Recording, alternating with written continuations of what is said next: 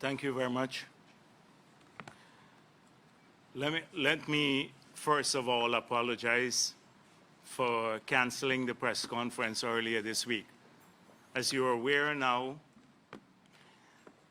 that there was a development and the President asked that the entire cabinet take their tests for COVID-19, and so we did not want to have any activity from the moment we found out that one of our colleagues had been in contact with someone who tested positive. And so the entire cabinet took the COVID test, and everyone was negative, excepting, unfortunately, one of our colleagues. And so she is now in isolation and following the guidelines laid out by the ministry. Both of the colleagues who have been tested positive. They continue to work from home, however, from isolation. And so by now, most of you would have, in the past week or so of the new government, would have heard from various ministers, you have heard from the President about their findings in this short period of time and what are their priorities. I've seen a long list of priorities established by the ministers in their various sectors. And many of them can do so with the ease that they did, largely because we have great clarity about what we want to achieve. And that clarity found itself or manifested itself in a document that we presented to the electorate, which was quite comprehensive in nature as to what we want to achieve for Guyana and for our people. And so we intend to faithfully implement the promises we made to the electorate. And the timing of this, or the implementation of the promises, will be discussed further because of our current assessment of the situation, which I'll share with you.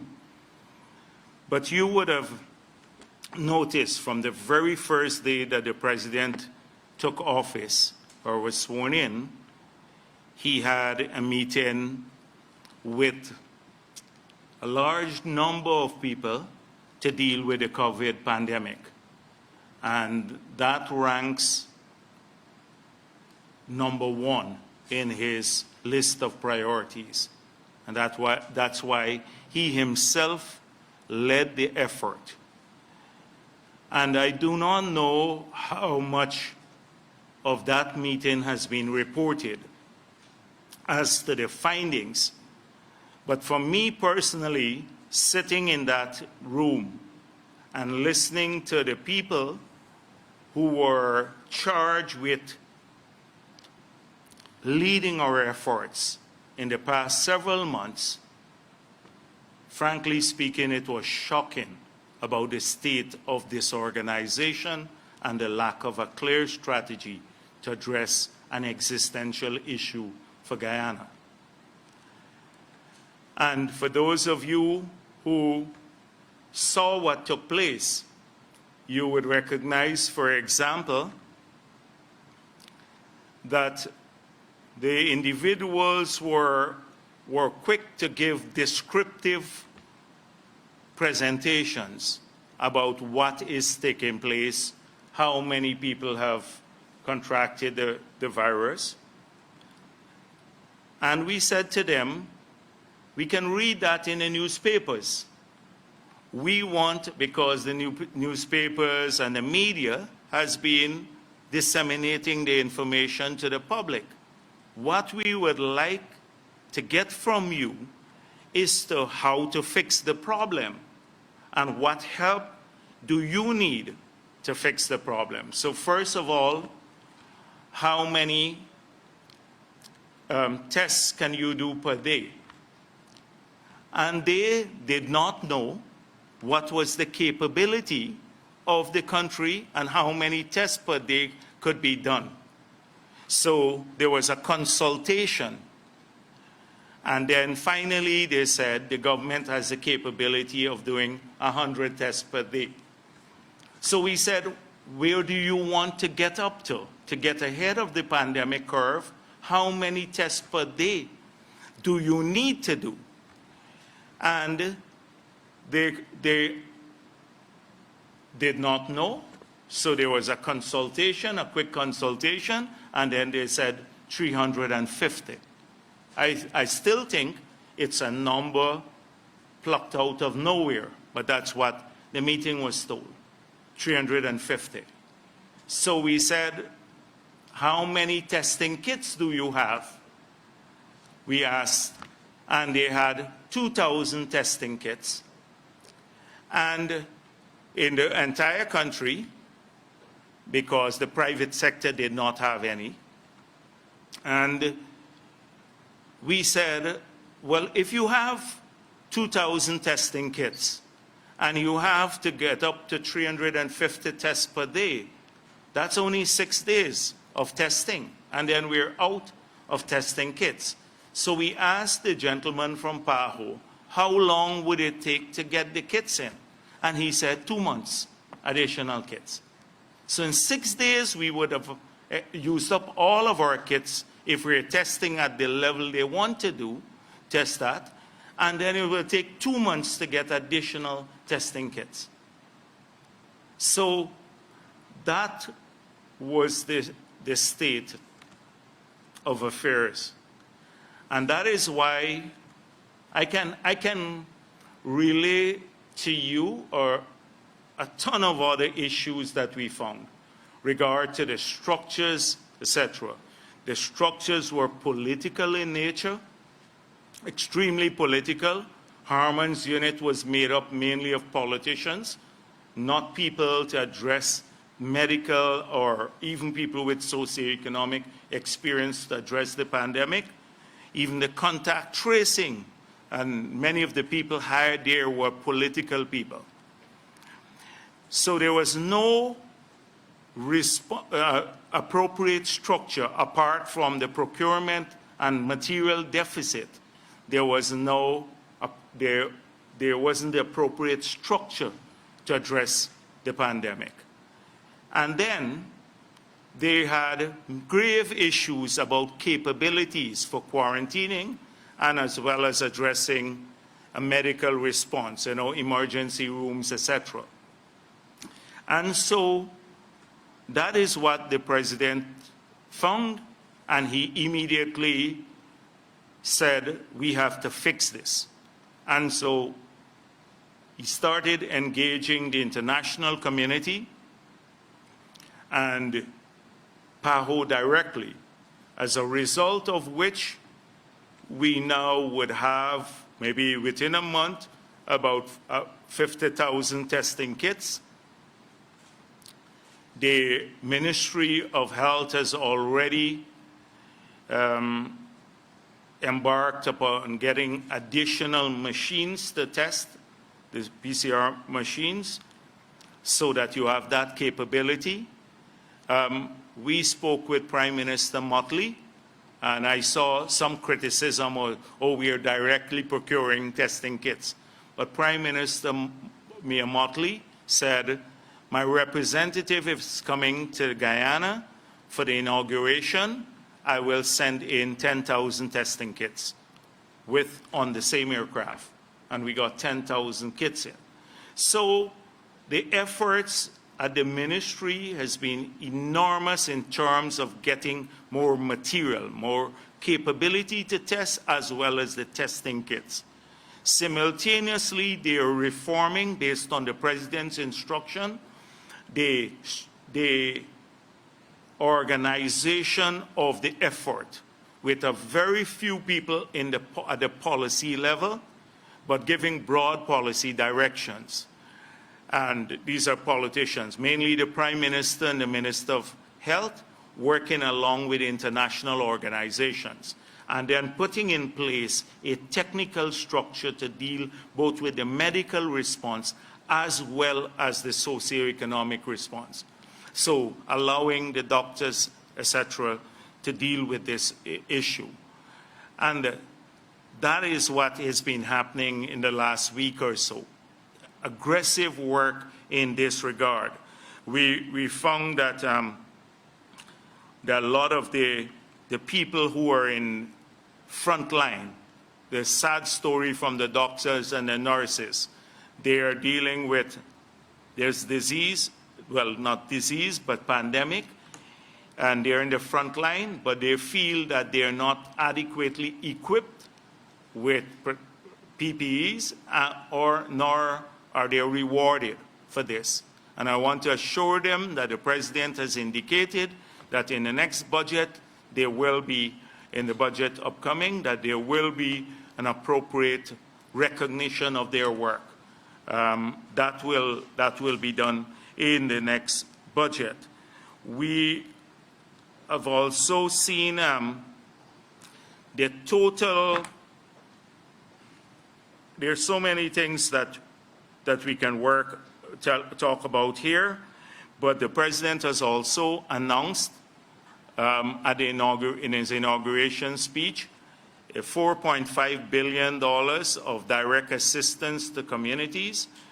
Right now, we are looking at how the money could be disbursed in a transparent way and how it could reach the people who actually need the help, because there are large numbers of people out there who need assistance from the government of Guyana through either help for food to feed their families or some cash assistance. The major issue before us now is whether we can use money from the Treasury, or we may have to raise this in the interim before there is a budget through borrowing.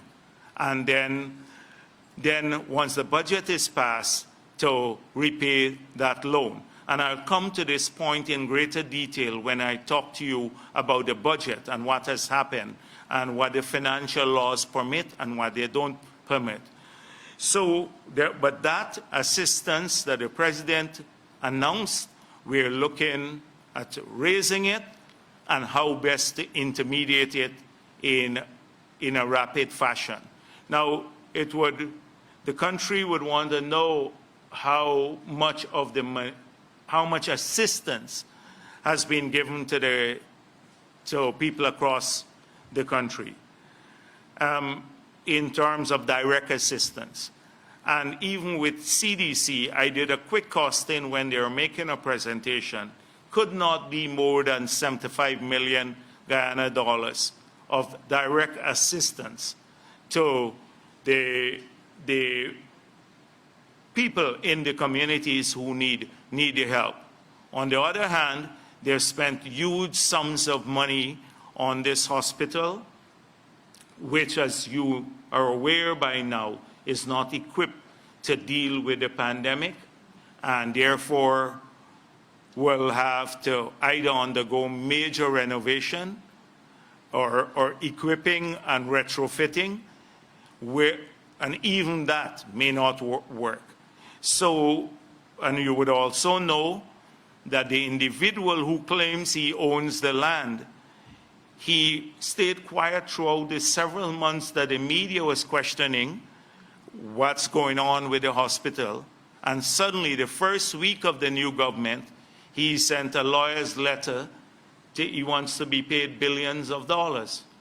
Well, I must say that he'd have a long wait. Because we believe that a lot of irregularities, illegalities, and took place through this deal, and that will be fully investigated. Apart from that, the President himself and the Office of the President, we've had several outreaches to either through the World Bank or the European Union, IDB, and several other bilateral sources to start raising money to be directed to addressing this pandemic. It would require hundreds of millions of US dollars if we're going to have the appropriate response. And so we started off through our bilateral and multilateral partners. We've had several meetings with them.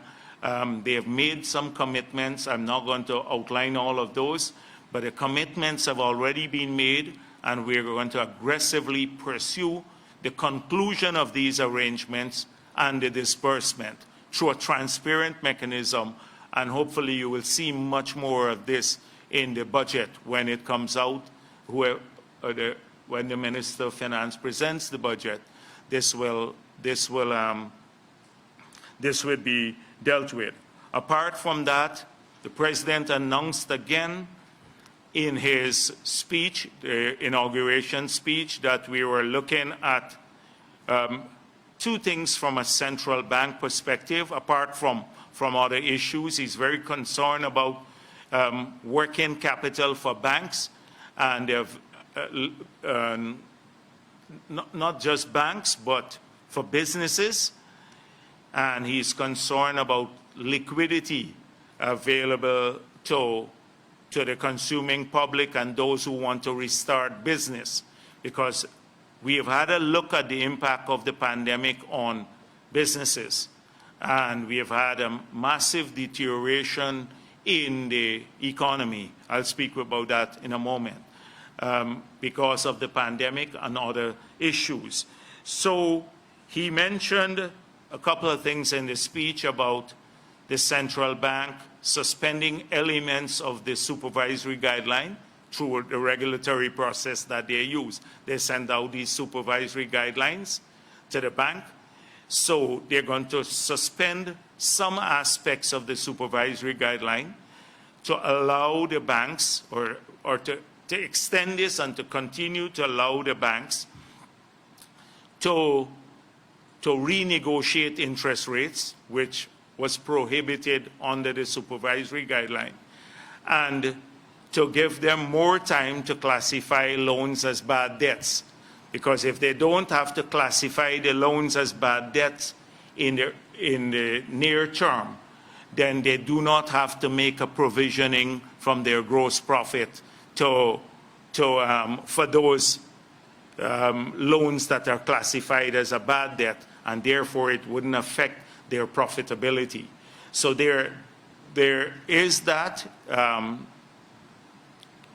direction to the central bank, and the central bank has already started to engage the banking sector in relation to implementing that. Secondly, as the President mentioned, that we're looking at relaxing the reserve requirement. And you know, banks are required to make a deposit with the central bank, which is a percentage of the deposits. And so to the extent that they have to make that deposit with the central bank for prudential purposes, that money is not available to them to lend. And it's a cost to the banks. So the idea is to look at reducing the reserve requirement for the banks so they have more funds available at their disposal. But in exchange for that, so that the benefit doesn't go just to the banks, to tie that reduction in the reserve requirement to a reduction in interest rates for business and for other individuals who are borrowing. And so that is a crucial issue, because the cost of capital is an impediment to those who want to borrow and those who want to resume business. And the idea is to treat the pandemic seriously, build our capability to tackle it, make sure that we have strong protocols in every sector for the reopening of the economy, but at the same time, that reopening is just as vital. So it's striking the balance between addressing the pandemic through a strong medical response and reopening the economy so people who don't have jobs and who can't earn a living and whose lives are being disrupted, they too can go out, but in controlled environment, taking all the safeguards and following the protocols that they can then earn a living. President has given clear directions about the schools. I think the Minister of Education has mentioned that he wants school open as early as possible, but in a safe way, and to get our children to go back to school. So this is not going to, I don't think it will happen in September, because the infrastructure out there, the schools are not ready as yet. And so there will be help to the Department of Education to get that done. These are just a few of the things that are being done over the last few days to make sure that, as I said before, that the capability is built, that we can ramp up testing. And let me say this, that a lot of people feel stigmatized if they have contracted the virus. This is like a flu. Anybody could get it. It's not anything to be ashamed of, and a lot of people have avoided testing because of this fear that they will be stigmatized, they and their families. That is why we also took the test in a public way, to show that there's nothing wrong with this. Anybody, people are victims of this. You know, you can just go down the road and and contract this. You can touch a surface and contract this. And so we want the population to be aware of this and seek testing if they fear that they may have contracted the virus, because there's nothing to be ashamed of. So, as I said before, much more you would hear much more from the sectors. I'm sure that you've heard a lot from Dr. Anthony about our findings in the health sector outside of COVID, about billions spent without drugs in the hospital, removal of drugs from the bond to private suppliers' places. We've been finding that. Large sums of money spent on contract without drugs being delivered through corrupt deals. All of these things. Political people hired through the ministries and now placed in key positions for which they are not qualified. These are overtly political individuals. I'm not talking about, someone who supports a party, which people have a right to do. People have a right to support any political party, and they must not fear any recrimination because of their political affiliation. But I'm talking about political types who have been openly on the campaign trail, and aggressively so. They're placed in various areas.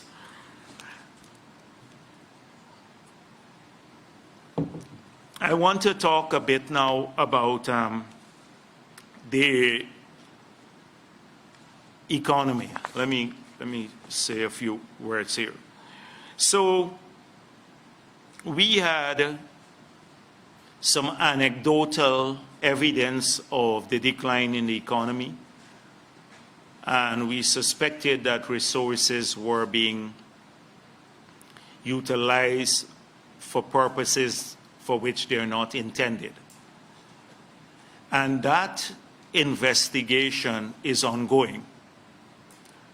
So as the months unfold, you're going to see the findings, because we want to do a professional job and we want to take our time at doing this to ensure that the people of this country understand the excesses that took place. So from the National Tender Board to the regional tender boards, you're going to see an examination of the contracts that were issued, and I was shocked to see how many were issued without any form of tendering, direct procurement. But we don't want to be partial. The investigations will take place, and you will have details, and you will see to whom the contracts were given and the procurement methods and who authorized these contracts. All of these will be available in the near future. And we have to be thorough too, because we don't want to be unfair to the technical people, to blame them for things that they may not have control over, or some of them were directed to carry out these functions. So that will happen soon. We're in NICIL.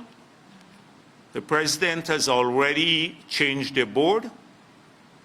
A new board has been appointed by the cabinet, and that board will be installed shortly. The president had a meeting. I was in that meeting with the Attorney General too, and we asked for several bits of information. A lot of them have not been produced. We asked for the land issues. You know, on the campaign trail, we made it very clear that we want to see who bought these lands, at what price, and what procurement method was used. And so we are still not in receipt of all of them. They're selectively submitted some of these documents. Again, this would be made available. We've made a commitment to the public that we will release all of this. We have seen evidence of properties vested, large amounts of land vested in individual names and companies' names, although they have not paid. Now that's a transfer. Once it's vested, it's transferred to them without them paying the requisite fee or price, or paying a small portion of the sale price. And that also, you're going to get, the public will get a list.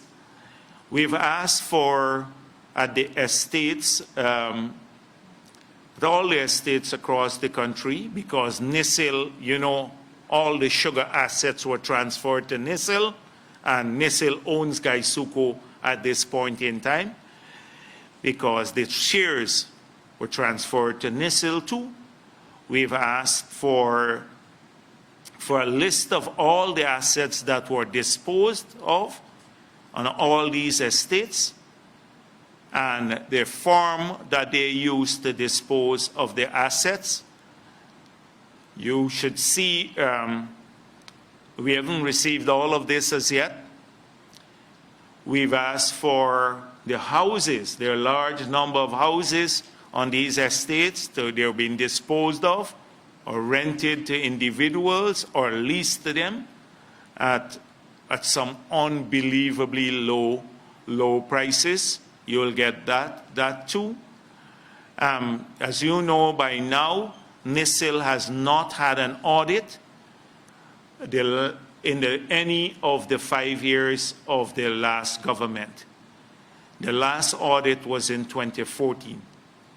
So that was the last year that the PPP full year that the PPP was in office. They have not had an audit of their accounts for the past 5 years. We asked about the loan, the bond. We're told just over $17 billion were received by the government, and the balance now is just over $4 billion remaining in NICIL. There are a whole range of other issues that can't be dealt with remotely, and so that is why we thought it's so urgent to put in place a board, because there are tons of assets there that the people of the country need to know what transpired with these assets.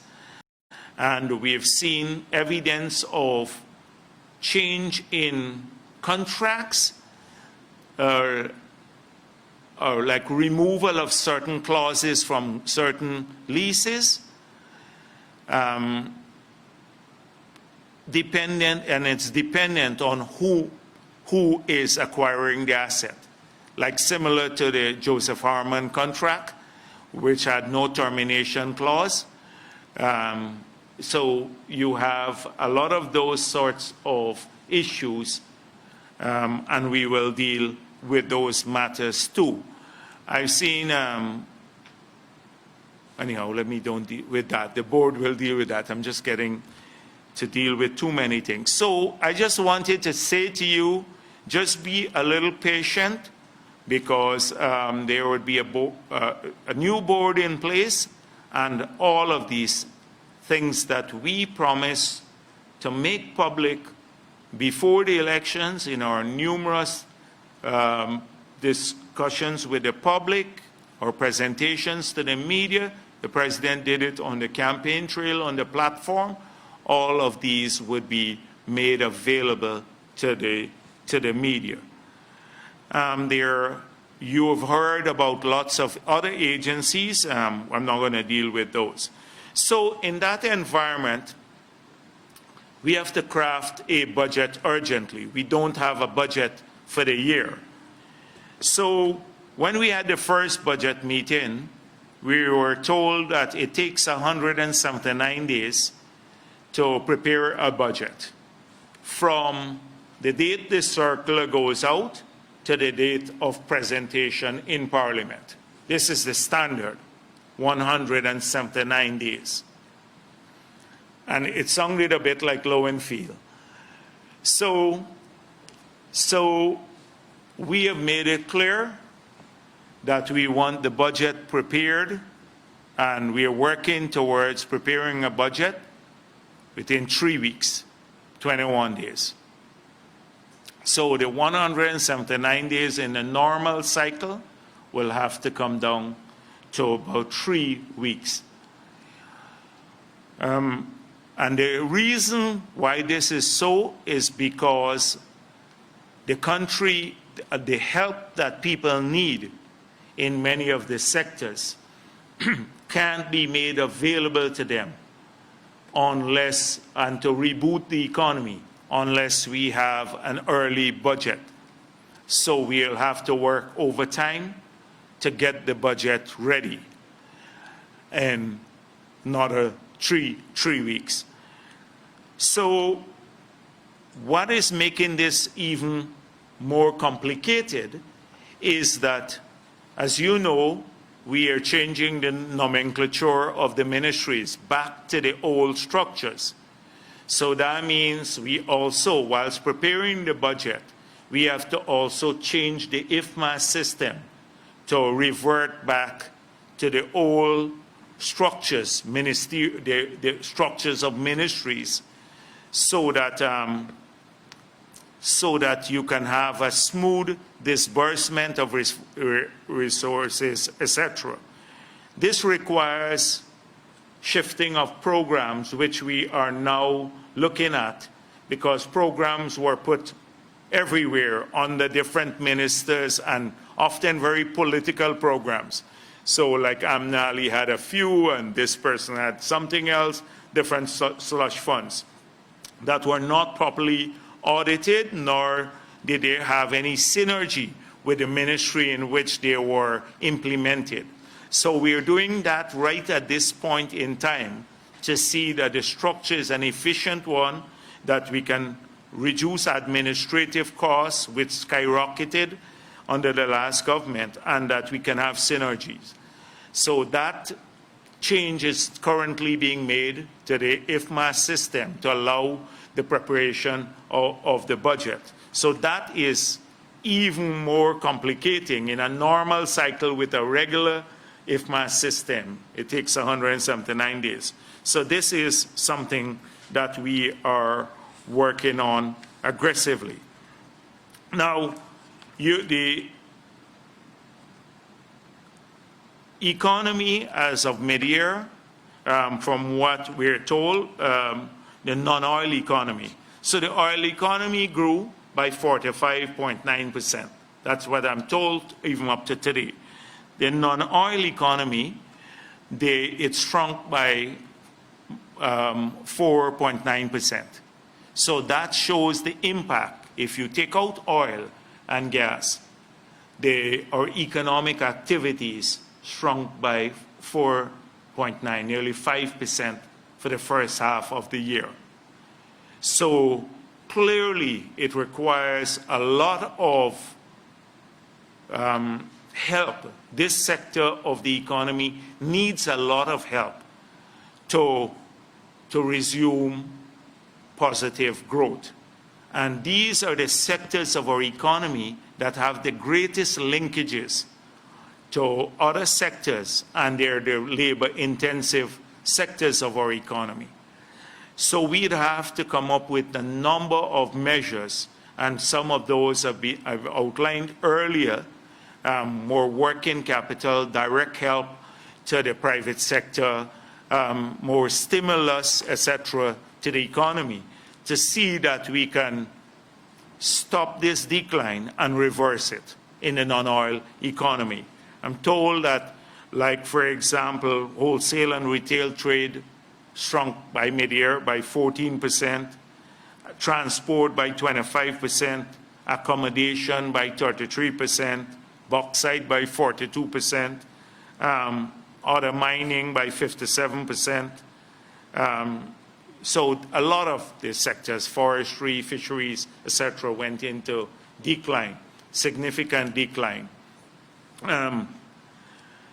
So this is right now, this, as you can see, it would require a series of measures in the new budget, but an approach by the government to see that these sectors resume growth. The deficit up to mid-year, although we didn't have a budget, $116 billion was disbursed from the Treasury, and that was mid-year. If you extrapolate, say, at the end of July, using the same ratio, like divide 116 by 6, it would be nearly $135 billion. So that is what the expenditure has been for the year so far. And the revenue was $111 billion.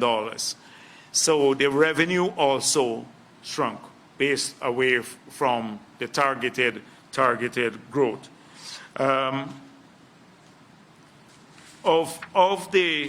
Of this, I just want to point out to you on the capital side, because a lot of this is the recurrent releases through the 112 provision. But on the capital side, you have had some $34 billion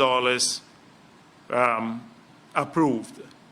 And so this is crucial, that last year, just before the elections, the government went on a corrupt spending spree. And many of the ministries awarded contracts, although they knew they didn't have money to fulfill the contracts, because if you're awarding a contract in November and December, you cannot implement the contract fully. So $21.7 billion rolled over from last year, this is on the capital side, into this year's budget. So that means that the new government is starting now with $21.7 billion already spent or catered for. So you now, that reduces your allowance on the capital side by 22 billion nearly. That is on just rollover projects. Then you have to, in the new budget, also, Winston Jordan, he made a loan to GPL of $10.7 billion. And this was not a loan for public service.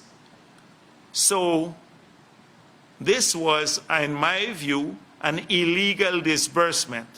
Nowhere in our financial laws would they allow the Minister of Finance to disburse from the consolidated fund $10.7 billion in a loan for capital expenditure, because this was used to pay for some Wärtsilä plant that they were buying. So that was another disbursement that would have to be reflected in this year's budget too. And then they released for COVID related activities from on the capital side, $1.1 billion, $1.134 billion to the Ministry of Health and $150 million to the regions. So that's $1.284 billion. So this is money, this is only on the capital side. So we are starting the budget now with $34 billion on the capital side spent already. That's only on the capital side. And $135 billion here overall. So this is a situation. So that's one of the environment. I'm not trying to overload you with numbers, just to paint a picture of the things that are hamstringing us in ensuring that we can pass a budget with a lot of room for help, because so much of the expenditure has already been committed or expended. Now, we also, just to give you a feel for the overdraft at the central bank, it's $84 billion. So when you talk about where government is financing this large expenditure, it comes from borrowing. And this is borrowing from the central bank through an overdraft of $84 billion, which at some point in time we'd have to clear. But that's not the only borrowing. They borrowed from the private sector for the financing of the budget, that is for fiscal purposes, through the issuance of treasury bills, another $70 billion. So you're talking about $150 billion of financing, over $150 billion of financing. That's about $750 million US of financing for budgetary purposes. That's the extent of the domestic borrowing. Might not be everything, but this just to give you a picture as to the level of the borrowing that took place. So we are working, the President has directed the ministers to deal with their key priorities. The public corporations have been notified about the need to submit their budget on time. They're given deadlines. I think the public corporations and other agencies are Wednesday next week, and Monday The ministries have to make their submissions available. We can move on, and then we can accelerate the process. We, needless to say, that's only on the central government side. In terms of public corporations, we have not had the quick assessment completed as yet, so we don't have the figures, but I can tell you from what I've gone through and what I've seen that Gaisuco will be in deficit, Power and Light, these are the big ones, Guyana Power and Light major deficit, GWI deficit, Forestry Commission deficit, a lot of agencies, almost or most of the big agencies which would require help from the central government too, to meet either their development needs or in many cases, like in GFC's case, even recurrent costs, not just capital injections in some of these areas. So it's a really sad situation now on the side of the public corporations and many of the statutory agencies which have huge deficit. The Gold Board has a massive deficit, over $4 billion at the central bank too. These are just some of the issues. Now, we've also embarked upon an aggressive look at a survey of all the resources available, apart from the revenue forecast, all the resources available, and we have already had meetings with the project department and the Ministry of Finance to look at reprioritizing expenditure through both our multilateral and bilateral engagement or relationship. And this is non-COVID type of expenditure. So this is more development expenditure.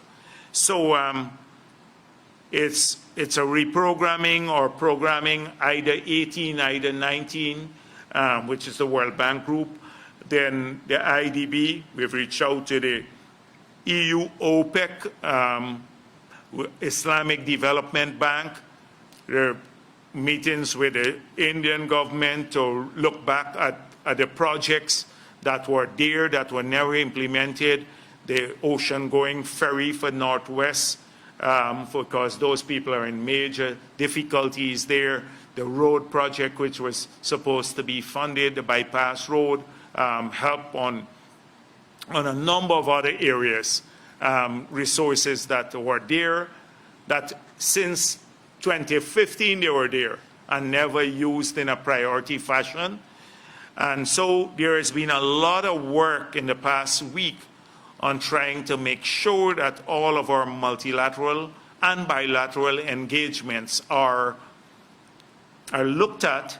We have mapped out the resources, and we are starting to program some resources or reprioritize. And then we're trying to fulfill the conditions which are there, in some cases, precedent to disbursement. So we've embarked on that process too, because a lot of these things require, the President has also directed that we explore the bond market, and we have already started doing some outreaches in that regard, because there may be need for short-term financing until the economy picks up, and therefore that may be a quick disbursing facility, but it would also allow us to accelerate the development plan that we campaign on, say in the housing sector and many other sectors. So the President has already asked that we look at the bond market, and we're currently exploring that, and we want to make sure that there would be a number of proposals so we get the best term sheet if we were to go this route, if we make a final decision to go that route, because now we're just exploring it. So at some point in time in the near future, there will be more details on this. We believe the President has asked, as you've seen, that Office of the President would have oversight responsibility for both oil and gas and finance, but that doesn't mean that there will not be core ministers. There must be core ministers with oversight responsibility. So day-to-day functions of those offices must not be done by the Office of the President. We'll have more oversight responsibility, and especially in the transitional period, so to give guidance to the sectors and to establish systems within those ministries that could be, can be self-propelling. So we'll talk a bit more about that at some point in time. So there could very well be in the near term a Minister of Finance, and I wanted to tell you that because we are more the President at the Office of the President, and I'm assisting him in implementing his agenda. We want to have more of an oversight responsibility. Now that brings me right to the oil and gas, because that is both for finance and oil and gas. So the Minister of Natural Resources, who has been appointed, is in charge of the sector. The Department of Energy will be transferred to him. We made a campaign pledge, and we spoke at several press conferences that the Ministry of the Presidency at that time, or the Office of the President, must not have a day-to-day oversight responsibility. The President at that time did not even read the contracts, but had to sign technical things. And we believe that that should be done immediately. So under the new portfolio, gazetted portfolio, the Department of Energy will fall under the Minister of Natural Resources.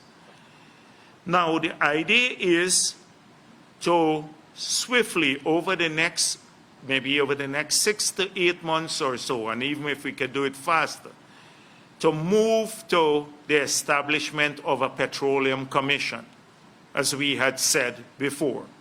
The Petroleum Commission will be a mainly technical commission, because what you need is technical oversight with some of the best brains, and we hope that Guyanese would heavily be involved there, with, of course, some foreign help until we can train our people. But let me say this right at the beginning. The President has insisted, not just in the oil and gas sector, but in almost every other sector, we want to see a prominent place for Guyanese in the management of these areas and in terms of benefiting from these areas. So that philosophy will cut across the entire government. So this will happen once we have a technical commission. Less functions will be, so the implementation of day-to-day functions would be done more by a technical commission rather than having more ministerial input or input from the Office of the President. The Office of the President and the Minister will give more of a policy input. So they're required to clear policies, etc., or to ensure that they remain faithful to the policy directions. So the policy directions will be clearly there, and we can talk a bit about what the policy directions should be. The President has also made it clear that he will establish shortly an advisory group to himself on the petroleum, on oil and gas. An advisory group will be put in place, made up of mainly Guyanese, who will be advising the President on these issues. So that is in terms of how the structures and their relationship. So we are in a transition, but we want to transition into more technical bodies doing much more of the oversight work over the oil and gas sector. Now, there are several issues that we see as priority. We have argued throughout it all that there has to be, and we made it clear in the meetings with ExxonMobil, that we want them to do well. This is directly with ExxonMobil, forget the sector for the time being. We want them to do well here, to make money, but Guyanese must share this prosperity. That it's not sustainable otherwise. And we will insist that that happens. That Guyanese must share the prosperity. That if they're doing well, our people must do well too, in terms of opportunities, employment, etc. And that will be the guiding principle, the philosophy in all of our engagements with ExxonMobil, and subsequently, once we start looking at the other contracts, then with all of them. So there are several areas that we have identified that have serious shortcomings that we believe in the near term or medium term can bring enormous benefits to our people. And these areas they must be, ExxonMobil has to treat these areas seriously. Has to treat the areas seriously. First of all, the area of local content. The brief that we got from the Department of Energy said, we asked specifically, have you moved to develop legislation? And no, there is no draft legislation at this time. They have various position papers.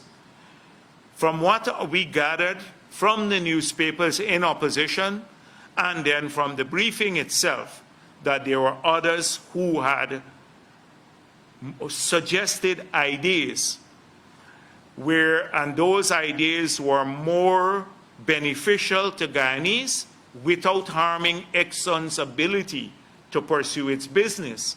But those ideas were not taken on board and have not been taken on board. So the president's decision was, we've seen that. I recall having a discussion with Mr. Paul when he came here.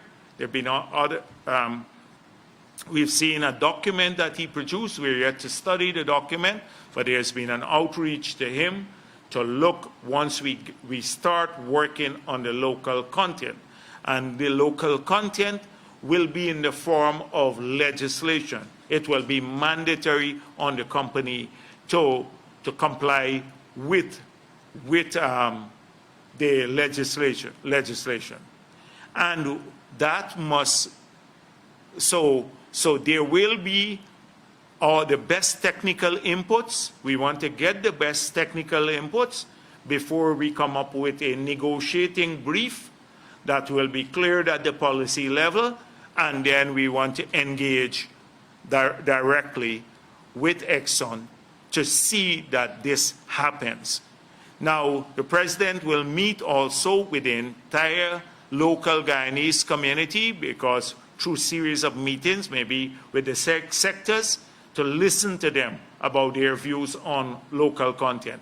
Not to farm the consultation out on local content policy to a junior person or the Department of Energy. He will deal with it directly at that level, so that people will be free to express their views. We have heard from the Guyanese public. We have seen how labor is treated, and we have seen how the business, that opportunities that could have come to Guyanese are farmed out to people, non-Guyanese, and these are not the opportunities that building an FPSO or areas where we don't have capacity. So that has to happen, that the Exxon would have to look at this. We made it clear to ExxonMobil too that the subcontractors, they can't claim that, well, that's our subcontractor who is doing this, and therefore in our engagement we try to meet the local content provisions as much as possible on local content, because a lot of their work is farmed out to subcontractors who operate here in Guyana, who have been paying our people basically wages that are discriminatory, not comparable wage for comparable skill. And that is what we will insist on, that they must be paid fairly, and two, that the subcontractors too, and so all of those who have been bringing in people where we have some of the skills, that those subcontractors too, that they have to observe the strict local content legislation when it comes on board. And the President has expressed a great desire to train large number of Guyanese, that we have to assist large numbers of Guyanese, raise this with ExxonMobil, and we have to find, they would have to contribute to that training. And we don't think the paltry sum of $300,000 per year is adequate. So that is one area that will be dealt with soon, and this is a priority of the government. The second area is the gas to energy project.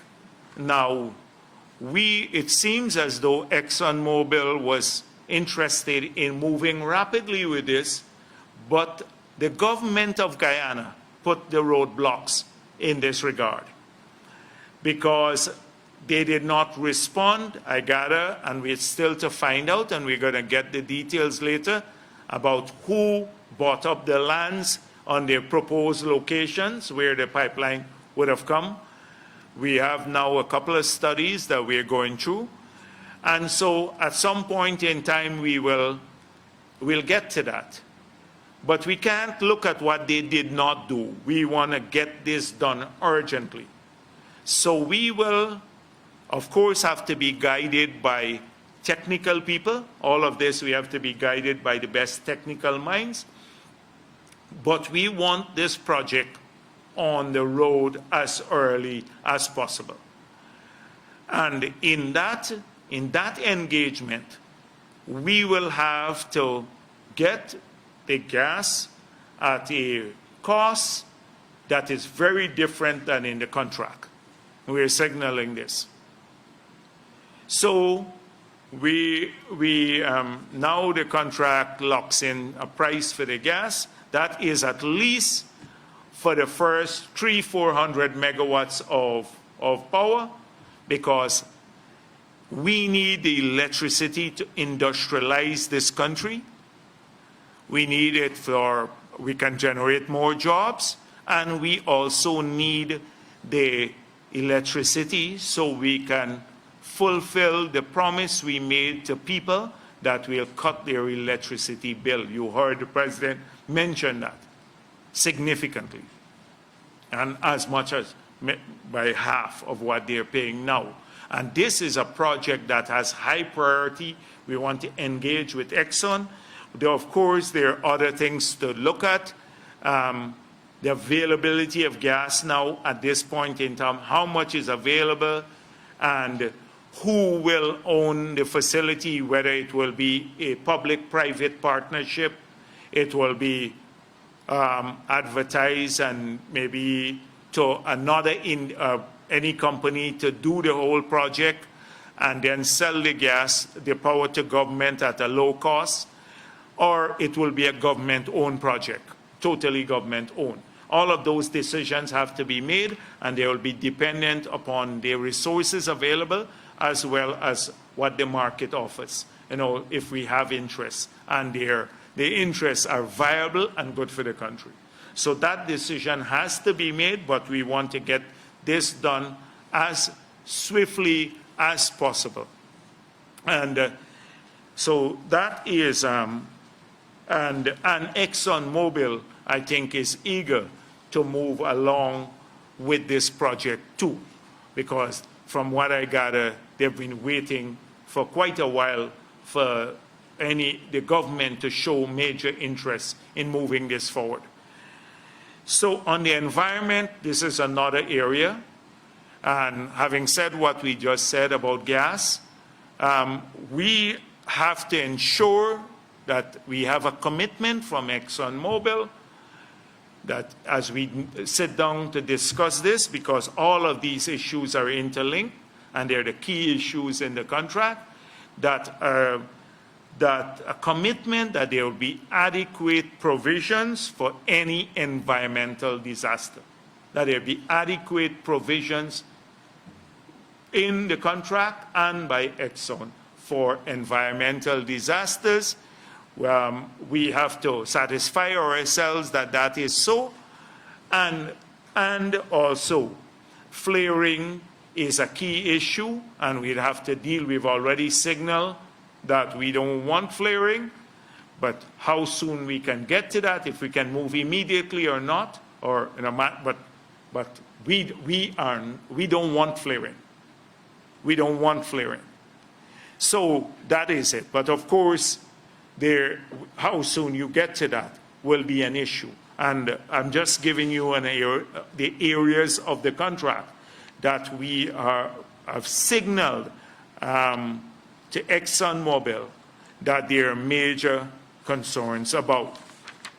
Payara development plan and the field development, as you're aware, much has been written about this, and the government has hired a consultant who is now reviewing the development plan. The brief is that they will complete that review sometime by the 24th of this month. And we've made it clear that, consistent with what we said before, that we want to move the production along, but we also want to make sure that the country benefits from this. And given in the public domain how much was written about the procurement process through which the government embarked upon to hire the consultants, not just this consultant, but consultants that were advising them, the President decided that we should have a review of the work done by the consultants, and that technical review will guide the decision of the government. But we made it clear, it's not, we don't want to delay, but all the I's must be dotted and the T's crossed. And we want to make sure that on that issue, there's a proper technical evaluation. That's a technical issue about field development, etc. And you need the consultants to look at those issues. You know, there's no expertise. It's not a policy issue. There's no expertise in the cabinet or so to make that call. So we'd have to be guided by the review that we got some help from the Canadian government to hire a consultant to do that review. And so that is as it relates to the Payara development. There would be the Natural Resources Fund. This has nothing to do with Exxon now, but the Natural Resources Fund will be very soon either repealed or amended, but repealed and amended, or amended just like that, through a bill. But clearly, we have a number of issues with the Natural Resources Fund, and one of which is the overwhelming dominance of the influence of the Minister of Finance on the sector and the use of the funds. And therefore, we want to have, as we made it clear, a more arm's length relationship directly from arm's length relationship in terms of the management of these funds. That was our fundamental problem with the bill and the act that was passed. I want to say that in the near term too, as soon as we get over this hump, when the government starts working, that we will conduct a review of the other licenses too, that these would all have to be reviewed. And as you know, we indicated we want to work on a model agreement, and therefore the model agreement, depending on what we work on and how swiftly we get there, will guide our engagements with the other licensee, the other people who have these areas.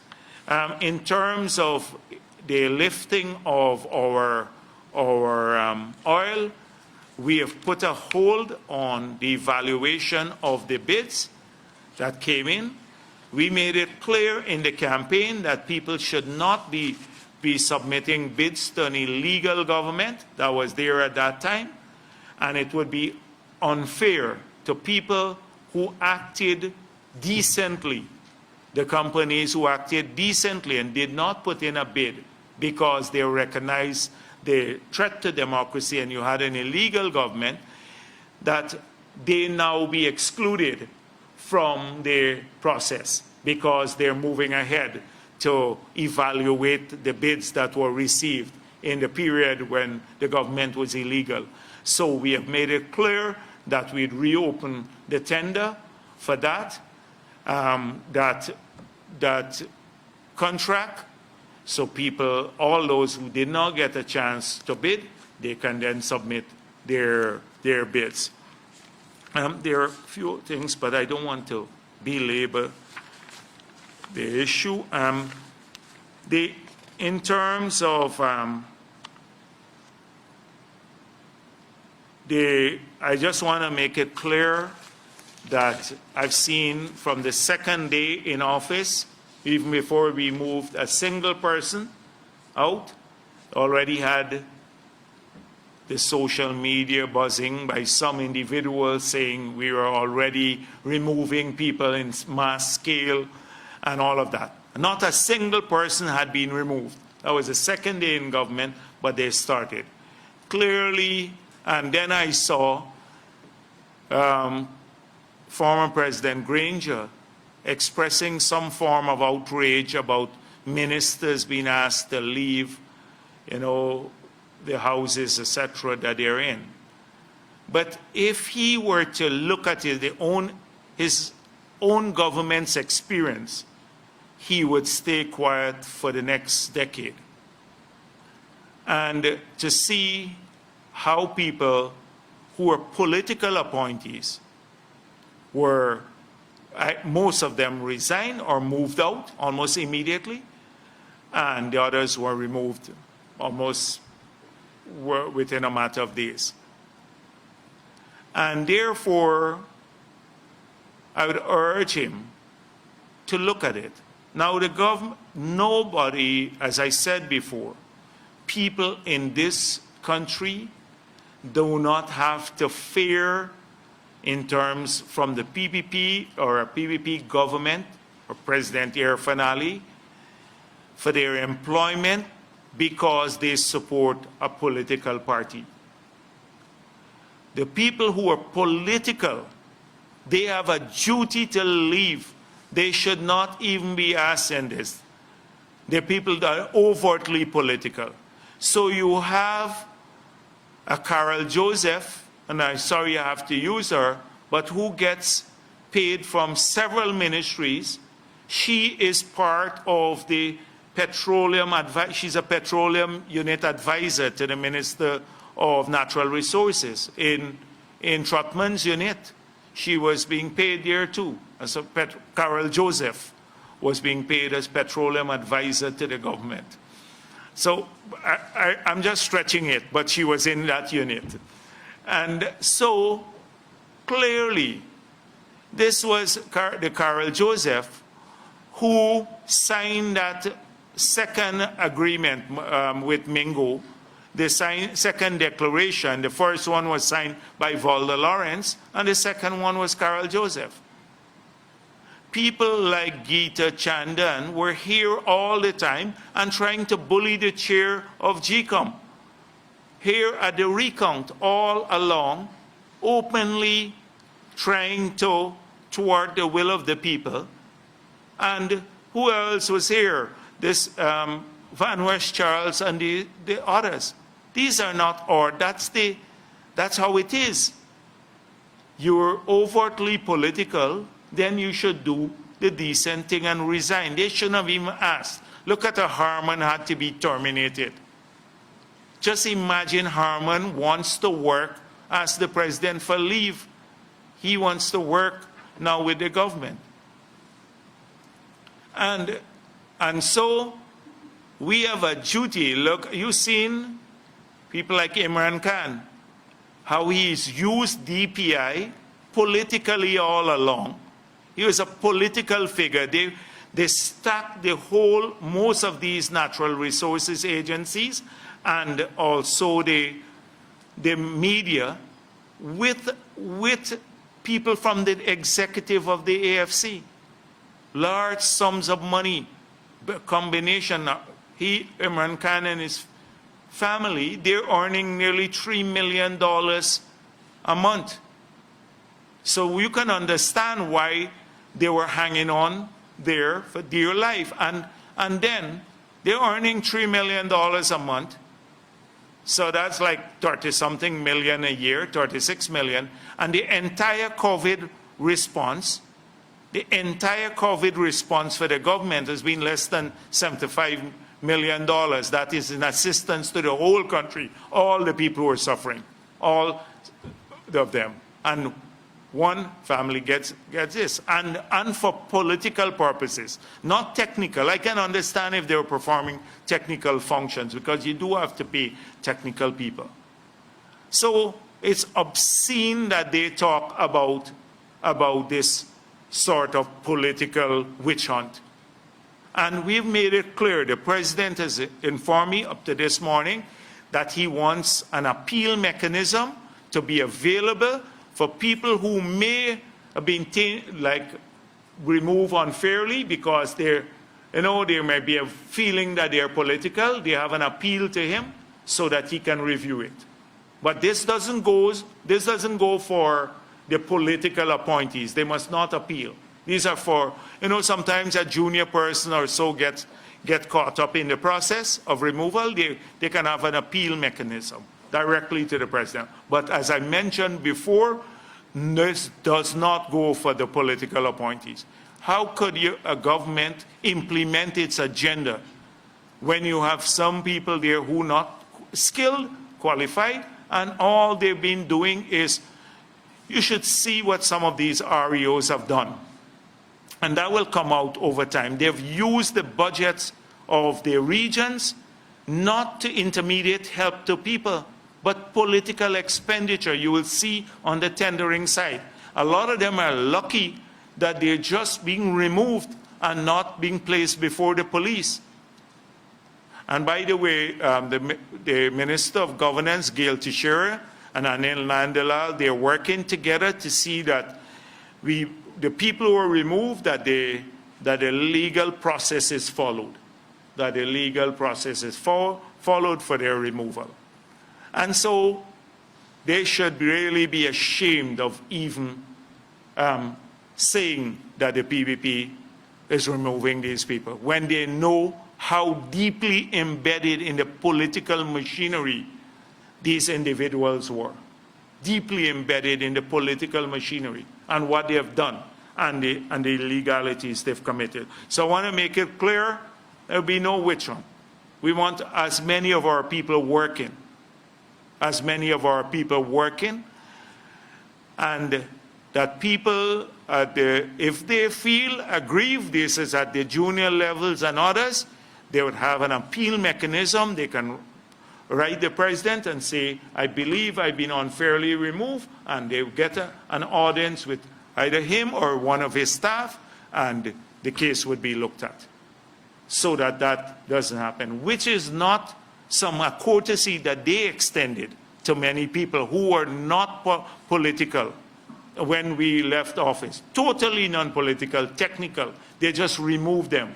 People like systems analysts and all sorts of things. You know, never was single day was on a list or a political rally or, you know, made a public statement criticizing anyone, but they were removed en masse.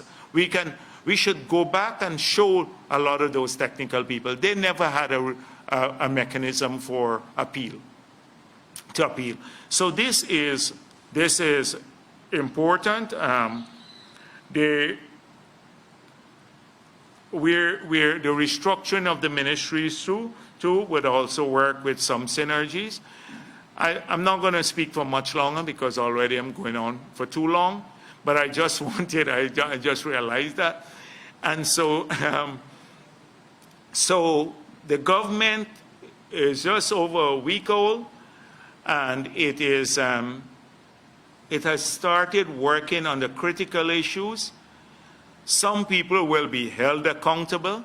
You've heard already that there will be a commission of inquiry into what took place after in this whole period, to ensure that we never repeat this in our history, and arising out of the commission of inquiry recommendations for our electoral system, etc., to strengthen it.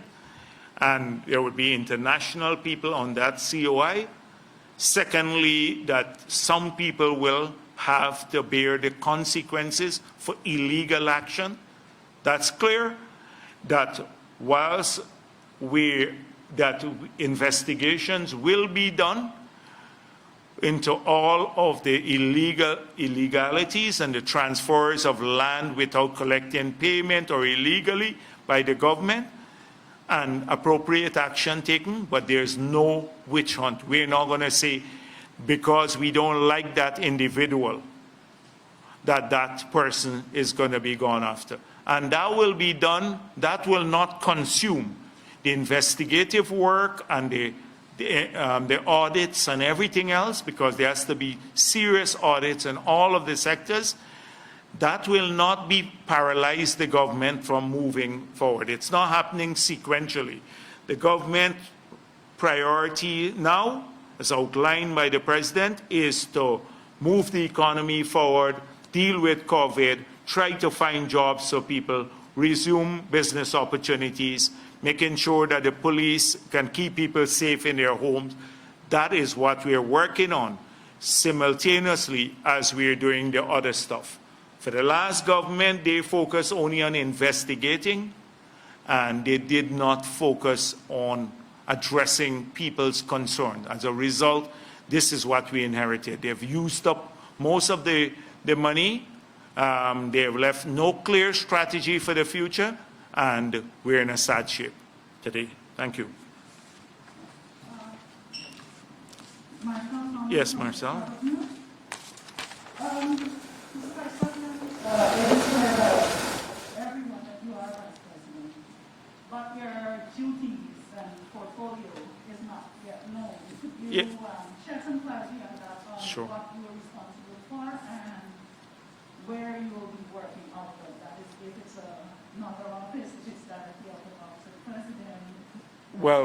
Well, the thing is that, first of all, in terms of office, we were critical of APNU for their role in denuding the office of the Prime Minister. Prime Ministers under the PPP, or Prime Minister Samuel Hines, had a weighty portfolio. He did technical work. And so we wanted to ensure, first of all, that our Prime Minister was working, had a portfolio that keeps him busy and contributing to the development of our country and the government, and that he had an independent office. He was brought in and placed in an office, in the office of the president. So the office of the president was a super ministry, It had, for example, several areas. Certain, I think it was public service management was done there, citizenship and immigration, culture, youth and sports, the PM office, oil and gas. All of these were under, apart from the traditional role of the office, were under the Ministry of the Presidency. So they grouped everything. It became a super ministry, and Harman was the king of it all. So with a lot of powers, even over the Prime Minister and everyone else. So we made sure that we took these portfolios and placed them back with ministers independently. So citizenship went back to the Home Affairs under Robeson Ben. Public service management is independent. Culture, youth and sports is independent now. And the PM, oil and gas, has now been transferred formally back to natural resources. And the PM had his independent office. So the PM's office is, and you know his portfolio, the PM deals with the energy sector, a huge sector, so he'd be integrally involved in the energy solution for the country. He told us that that the production now is about 90-something megawatts, and peak is 110. So now we're producing, and I think this is the interconnected grid, less than what our peak power is, what peak demand is. So really bad shape. But our Prime Minister will look at that. He will look at telecommunication. By the way, the President has made it clear that we want an early end consistent with what he said on the platform. And we said an early end to the telecommunications monopoly. Because Cathy Hughes, although the act was passed in 2016, she signed a couple of orders bringing into being a few provisions of that act, but not the whole act, which deals with the ending of the monopoly. So that is a crucial issue. But coming back to that, so now that it's shifted out, your question you asked me, I had to give you a preamble.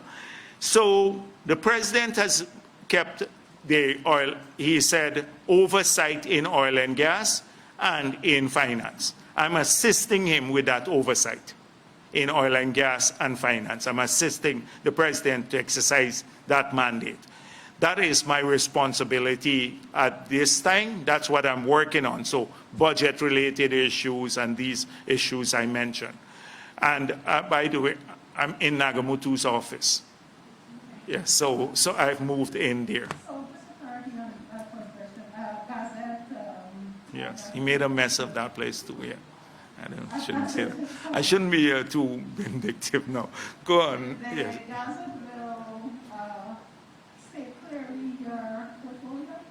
Yes, it would, when the Gazette comes out, it would say, assist the President or something like that. That final form of work. I did, frankly speaking, I did not want line portfolio, like directly. That is why we have a Minister of Natural Resources, and we will have a Minister of Finance. And please, people should not lobby too much having said that. Okay, and my substantive question on the expert assessor for the Payara project. Has a person already been identified and the funding has already Yes, the funding has been identified, the person, and that person will be here shortly because we want to make sure that we get an early response. Thank you. Yes, I'm here. Then it's 1 minute, just across here first.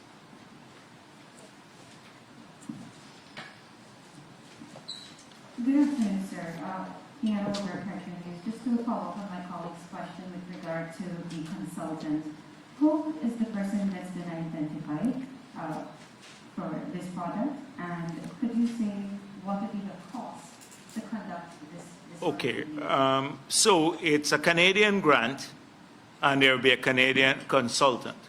I don't know the exact, because I don't, as I said before, the minister deals with the agency and contracting. So you will see that shortly. But I know that that is our direction. The direction, the policy direction to the minister is we want an independent review, and we spoke with the Canadians, and they had the grant there. There was a grant already there, and that was utilized. Okay, so my two questions, one on governance, one on the other on the local content policy. With respect to the local content policy, there have been several criticisms with regard to provisions in the local content policy for confidentiality, as well as those which go against partnership to ensure the transfer of skills and technology. Is the PPP administration going to ensure that in addressing the policy, it's going to deal with provisions that speak to secrecy and those that prevent partnership? The way I see it is, if you adhere to the legislation, so there will be legislation. Right now, there is no legislation. It has not been drafted. So it's just a general thing from the ministry. The legislation, if you have legislation and you mandate local content, then the company has to ensure that they submit the documents to show compliance. And I don't see why, excepting for the individuals, the local people, if they don't want to know, but I don't see why it should not be released, because it should be public. They can post it on their site and to show compliance. And maybe the best way to do it is to have that done, so then people would say, no, I did not get that contract. No, I did not, that was not an opportunity what I got. So I don't see much room for this, but the consultations would deal with all of this, because there'd be widespread consultations, and we'd have the experts in before we pass legislation.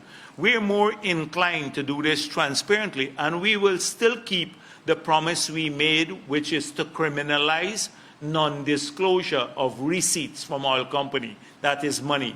So if the Minister of Finance doesn't disclose in the Gazette and to notify Parliament, he'd go to jail for not disclosing how much money they collect, and there'll be a time period within which he has to make that disclosure. So we are still committed to that which we said we will do, and that will tell you every single cent that the country collects every year from the oil companies. Thank you. So, okay. On the area of governance, I know that you have said several times before that the State Asset Recovery Agency would be dismantled.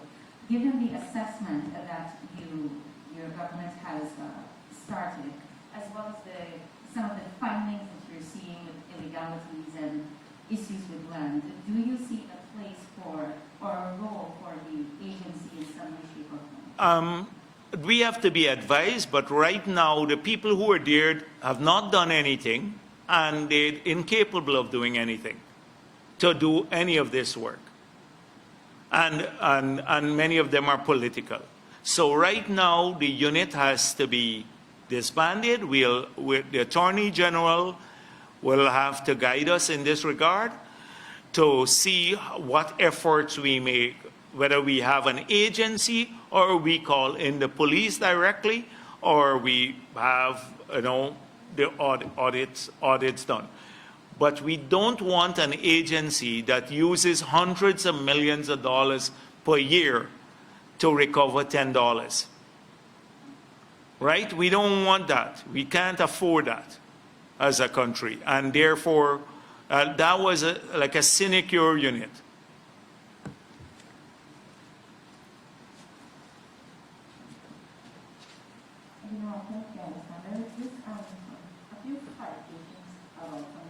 Sure.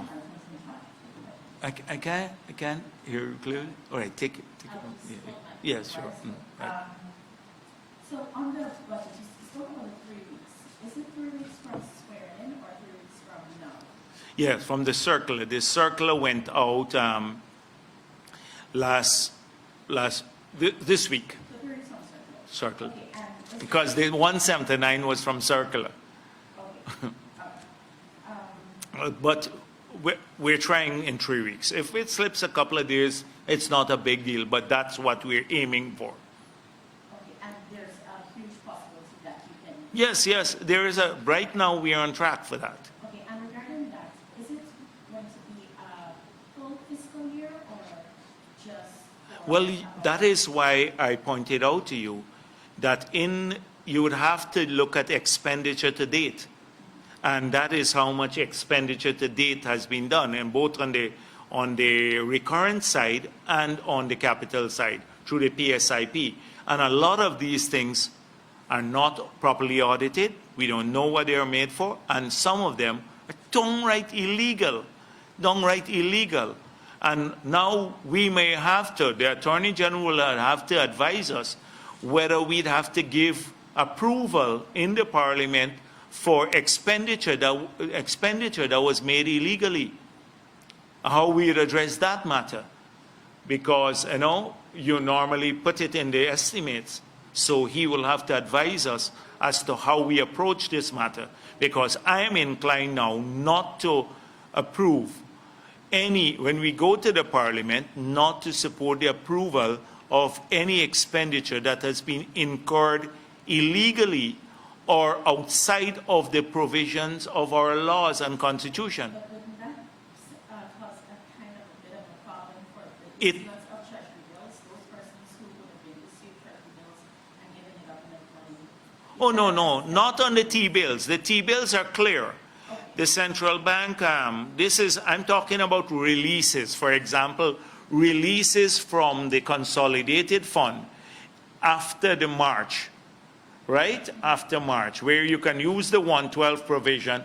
If we just say, all right, we're okay with the COVID response and the 112 provision, but how could you justify a release of $10.7 billion in loan to GPL from the consolidated fund when you don't have a budget? And even if you looked at the section of the Constitution, because they were telling me, for public services, it can't be that capital expenditure is public services, especially since the Wartsila units. It can be emergency too. They're not here as yet, and they wouldn't be here for a long while. So this is that sort of thing I'm talking about, not the monetary functions, but more from where the laws, the financial laws and the Constitution specifically prohibit an action, and then that was done. Okay, on the Wartsila that you just mentioned, that was supposed to be here, I think, a few weeks back. Will the government be looking to get some sort of refund for the delay? We have to wrap our heads around this. I was just looking at how many megawatts, and then you had a big story they didn't even know, and they said it's 46 megawatts, 46.5, and so we're still trying to get all the details, but clearly if there is a delay in the schedule, then there could be a need for liquidating damages, and there are some contractors who are APNU aligned who collected large sums of money. You should see the sea defenses thing. And some schools, and they have not completed the work. They will be, I hope, I'm not saying me here, you can't quote me, but I hope the relevant ministries will institute liquidating damages on some of them. Sir, are there any major names being contemplated now for a speech of national rescue? No, the party is going to meet over the next few days. We still are looking at regional councillors and the MPs. I was made to understand that the Rapid Financial Management Team submitted the first of 2 components in the report. Can you give I spoke with the president a few hours ago, and he had not seen it as yet. So maybe they just came over last night or so. Remember, we were isolating until the results came out. Oh, okay. Is Right. Okay.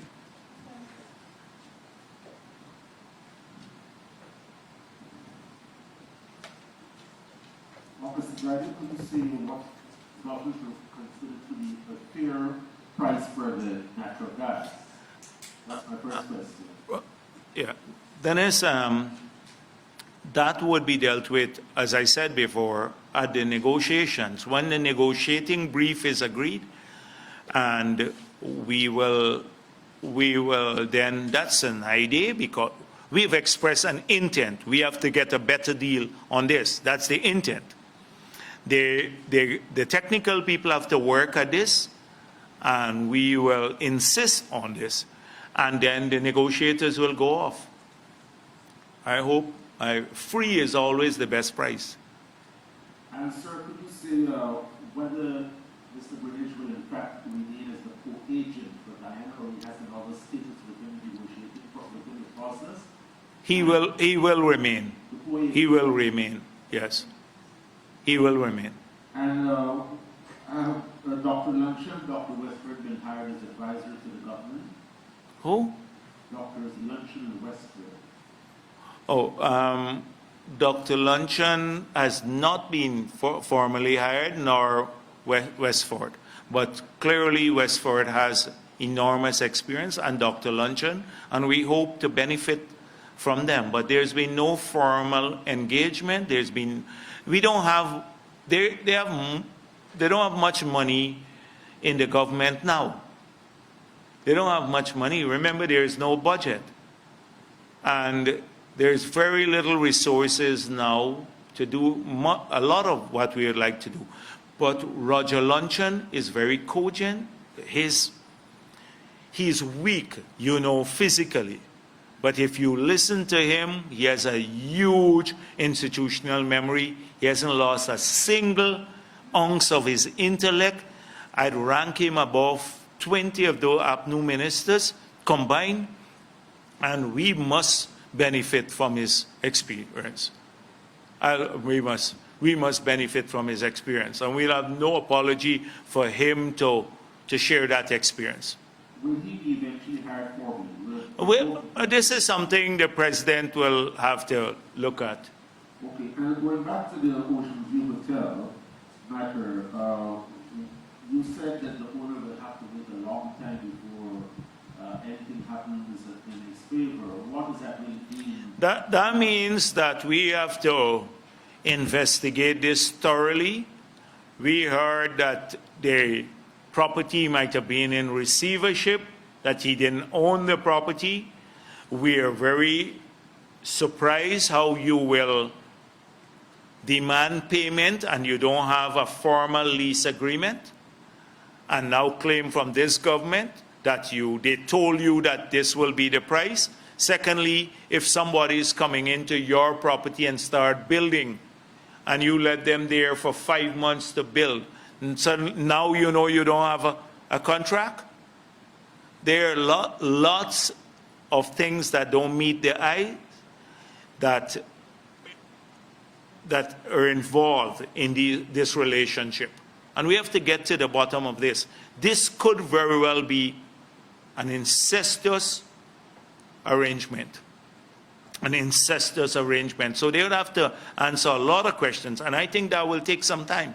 So will government be using the building in the meantime?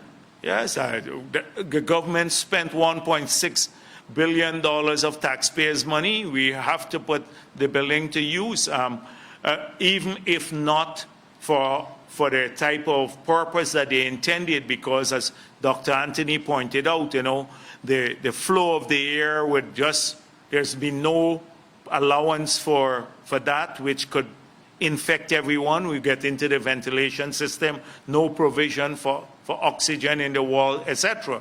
And the place used to have mold. Look at the Auditor General report. When they were storing something there, the Auditor General a few years back said he found mold in the place. So if you put people who are in an emergency care, an ICU kind of unit, and that happens, they may die. So all of those things the technical people have to go through. And if they can't use it for that, we explored with Dr. Anthony the possibility of using it for quarantining purposes, just putting in beds, but only people who test positive, and then put in other facilities. Dr. Anthony doesn't have even people, the frontline workers are overworked. They've just been at this all the time for 5 months. He started some training for people to do the testing and all of that rapidly. Then, so we don't have medical people to man that hospital as yet, if you were using it. But if we use it maybe for some other purpose, say quarantining, etc., we don't need a lot of non-medical and a few medical people there. So we are exploring a lot of those options right at this point in time. But you can't expect to spend $1.something billion of public money and we'll walk away from it. That's the people's money. Quickly, Mr. Jagdeo, last question. When can the Guyanese people see a reversal of the 200 taxes that they promised in the campaign?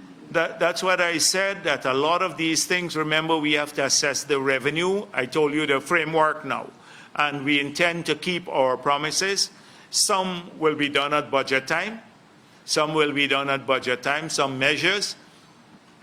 Whether we want to keep every single one of them, but we have to look at the timing of it. Remember, a lot of this was made when the economy was booming. And let me make it clear, we also intend to keep our commitment to the sugar workers. We're right now doing an assessment of the state of the estates and stuff, but we intend to keep that commitment to the sugar workers, to the miners, to all of the people, the other sectors that we made promises to, because these are promises and policies that will put people back to work and will be good for our economy. Preliminarily, which of the taxes you hope to roll back in the budget? I didn't get Which of the taxes you hope to roll back? I can't tell you that now. That has to be a policy discussion first, and then it will be dependent on costing the measures and seeing which one can go first, depending on the targeted size of the fiscal deficit, so it doesn't become inflationary nor put too much strain on the BOP through the exchange rate mechanism. So you have to look at all of those issues. And then look at what fiscal space you have and how those measures fit in the fiscal space. But given a lot of this rollover expense, that's why I was telling you on the capital side alone, a big rollover expense, that will diminish our ability to do some things because you have to pay for past policies. Well, yes, go ahead. President Sarkozy, with the current COVID-19 situation in Payara, what is the plans and discussions for the setup of Parliament? For the setup of Parliament, I know there has been a proposal explored for the convention center. I know that is being explored. But Minister Teixeira could tell you a bit more about that because she deals directly with those issues. But I think it's the convention center, the dome, so that you can appropriately space people out.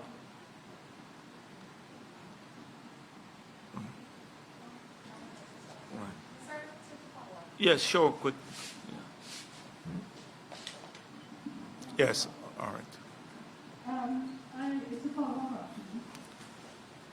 Given that you're on oversight for the Ministry of Finance, and you have spoken that the Minister of Finance will bring the budget in 2 weeks, has there been consultations for Minister of Finance? No, the President makes that decision. The President makes that decision. And on the oil and gas issue, Dr. Mark Bino was appointed by former President Yes. Granger. Do you see that as a political appointment, and what is his fate at that ministry? What? What is his fate at that ministry? Fate? Everything. Oh, okay. A lot of people who are appointed from a technical area I think the criticism more was about the requisite skill, because he had never worked in oil and gas before being appointed, and therefore it would be a steep learning curve, and you can't learn at the technical level. Politicians at different policy level, they listen, etc. But at the technical level, you needed somebody who could hit the ground running. You know, because from day one you're being bombarded with lots of documents of a technical nature and stuff like that. So that was the major issue, I think, at that time.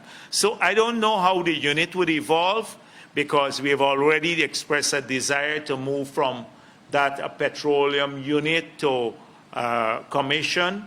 So there'll be an evolution. Right now, there's been no change to the unit. So, but we don't want to be unfair to people and, you know, say that this person publicly, you go and say they'll be fired or not fired. So just two quick areas. One on the interest in Block C and those relinquished offshore concessions. Is it the intention of the PPP administration to put on hold any awards until the legislative and regulatory framework is in place? Right now, there is no intention to deal with any award. The priorities that the president has outlined are here in this, what I just told you. That is it. Awarding new areas, etc., we'll have to await all of that. That's something down the line, and we'll deal with that issue at an appropriate time. That's why I said at some point in time we have to look at a standard agreement. And the monies in the natural resource fund account, that will remain untouched until you address the No, the sovereign wealth fund, that's wait for the parliament. There will be a proposal as to that. Wait for the budget, and you will see how that would be dealt with. All right? Yes, sure. The manager at the sir, can you say how much money is in the NRF at this time? I think it's 94 million. Okay. I think it's 94. I could be wrong. I think it's 94 million. But check it and clarify. Mm-hmm. Secondly, on the economy, can you say what is the projected rate of economic growth, considering the... Yes, it will be, I think, about minus 3 point something %. But remember, this is preliminary. That's why we have to work through the numbers, because the growth rate is very sensitive to the policies you put in place. And we have not decided anything on policy as yet. I just told you the mid-year decline figure.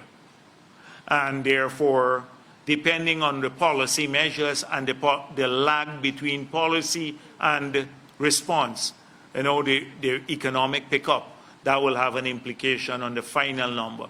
But by budget time, that number should be finalized, right? So a lot of these things. Okay then. Thank you. It's refreshing to see the Chronicle doing some